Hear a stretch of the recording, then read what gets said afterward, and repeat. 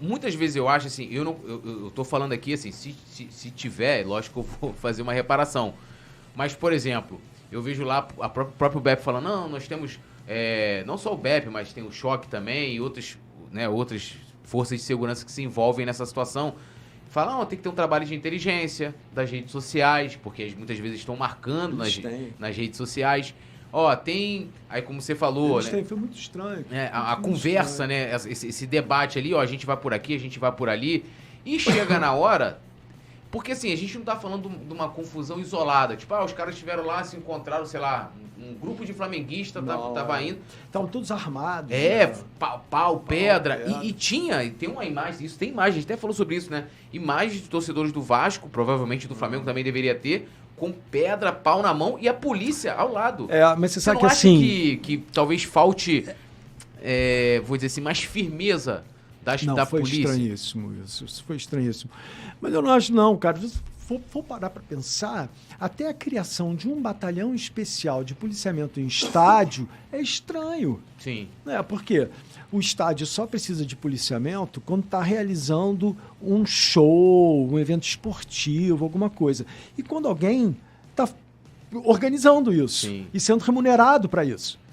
Quer dizer, essa pessoa é que tem o dever de prestar o serviço em segurança. Não você ter uma polícia específica para isso.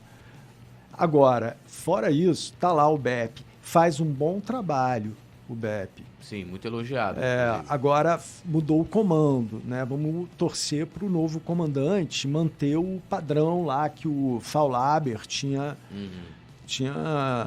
ali instituído, né? O cara se envolveu muito com a questão e trouxe uma ideia interessante para a solução definitiva do problema, que é a criação de um software, óbvio, né? Que é a identificação de quem entra no estádio, para a penalidade poder ser cumprida. Porque o que acontece? Às vezes você pune a torcida organizada e o cara coloca a camisa do Flamengo e vai da mesma forma. Então, você acaba punindo a torcida, mas o cara quem não atinge o objetivo que a lei quem causa o problema não é a camisa da torcida organizada. E eu vou te dizer, essa veste... sensação de impunidade que motiva essa... Eu acho que o cerne da questão tá aí.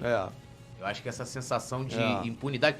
Porque assim, eu né, lógico, hoje eu trabalho, né, como jornalista aqui no Coluna, mas, desde moleque já fui a muitos jogos. E eu sempre pensei o seguinte, um jogo em que eu tenho a possibilidade de correr risco, não é um jogo para que eu vá. Porque o futebol, como o Petit falou, tinha que ser uma festa. Tipo assim, mesmo que eu encontrasse um vascaíno, um tricolor, um botafoguense, a gente vai ali, às vezes tem a rivalidade, a gente vai ganhar hoje e tal, aquela brincadeira, perdeu depois, tem a coisa de encarar. Né? Isso aí. Mas, por exemplo, eu vou lembrar aqui, acho que foi 2000 foi 1-0 o Flamengo, gol do Everton.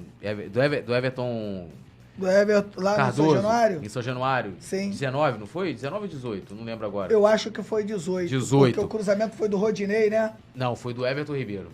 Everton Ribeiro faz uma jogada Sim. lá, acho que foi isso. Mas, assim, esse jogo, o que a polícia fez ali? Falou, a torcida do Flamengo todinha, tanto o torcedor comum como o torcedor organizado, e parece que era, não lembro agora se era na Leopoldina, ia ter um ponto de encontro ali para que todo mundo fosse caminhando, porque o Flamengo ia ser o São Januário, cabe, sei lá, são 22 mil, mas só pode receber entre 18 e 19, alguma coisa assim.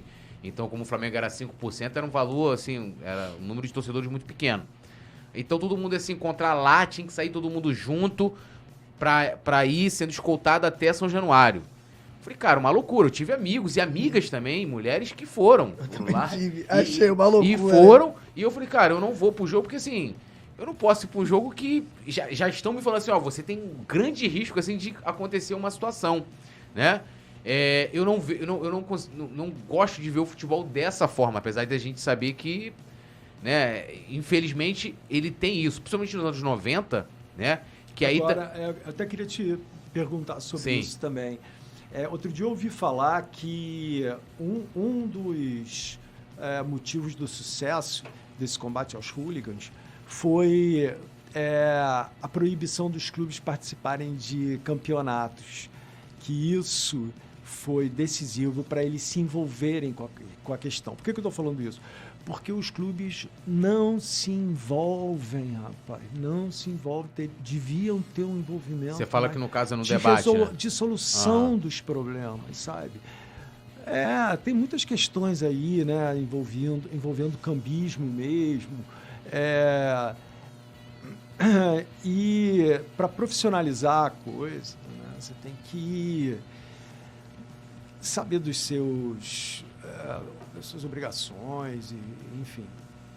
Nos outros países tem uma participação maior, né? Até na Argentina, por exemplo, um negócio até pior, né? Os clubes, olha, você vê, eles não quiseram assinar... Obrigado.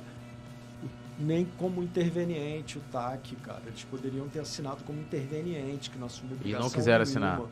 Eles não quiseram, entendeu? Então, eu acho isso estranho, sabe? Parece que tem alguma vantagem de laborar na ilegalidade, entendeu? Ficar ali sem compromisso com uma nada. Zona cinzenta. Ali pode ser, pode não ser. Mas os clubes seriam responsabilizados de alguma coisa ou não? Assim, que eu falo assim, de confusão. Se envolver mesmo com as questões, né? Debate, assim, reuniões. por exemplo, tem questões lá no TAC que a gente debateu que era livre acesso para... obrigado.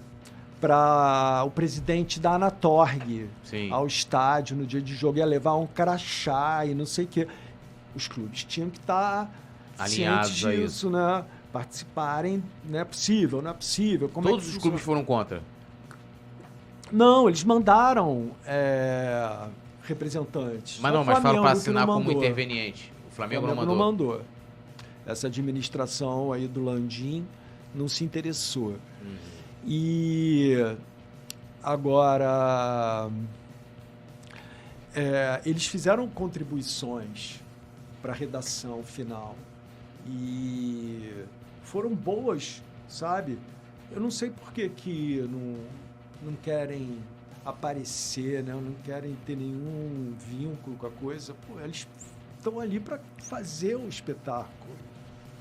E você acha que, assim, ainda sobre esse TAC, a possibilidade, assim, eu vi que depois dessa confusão do Flamengo e Vasco, a gente vai até entrar nessa questão dos desdobramentos que foram tomados, né?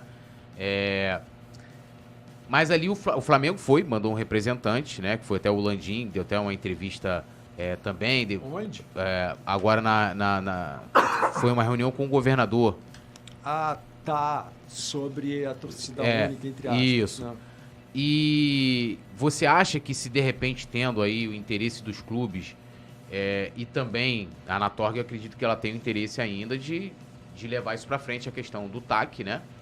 Você acha que a curto ou a médio prazo há possibilidade de se haver um consenso para que as torcidas ou voltem ou de repente cumpram mais alguma situação de pena? Eu acho que a torcida agora só vai voltar depois que tiver um sistema de identificação nos estádios, sabe? Tanto na entrada quanto lá dentro mesmo. Porque vai que um entra, tem um scan permanente ali, entendeu? Nas faces. Isso aconteceu agora em Salvador, cara. Salvador prenderam gente em bloco por causa desse sistema de identificação. E isso chegou a ser debatido nessa... Não sei se você estava nessa reunião, que estava o Cláudio Castro, estava o presidente Landim. Eu não estava. Porque eu acredito que seja uma boa solução. Porque, assim... Eu não fui convidado. Deveria, né? Por exemplo, nesse problema que a gente teve no dia 5 de março, ninguém foi preso. Assim, no dia ninguém foi preso. Eu falei assim, caramba, como é que... E a gente tem câmeras da Sete Rios... Mas depois saiu uma decisão ferrada, né, cara? E o que você acha dessa decisão? Porque assim, eu vou dar minha opinião aqui. Saiu uma decisão até pra deixar a galera aqui a par. Entre todas as medidas que foram, né, colocadas ali naquela decisão, também pedindo a prisão temporária, né, dos presidentes da torcida jovem do Flamengo, Raça Rubro-Negra, Young Flu e da Força Jovem do Vasco.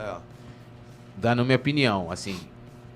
Eu não entendi nem por que incluíram o presidente da Young Flu, porque ele nem estava envolvido ali na situação. E acredito, né, até... eu Foi tenho... meio draconiana.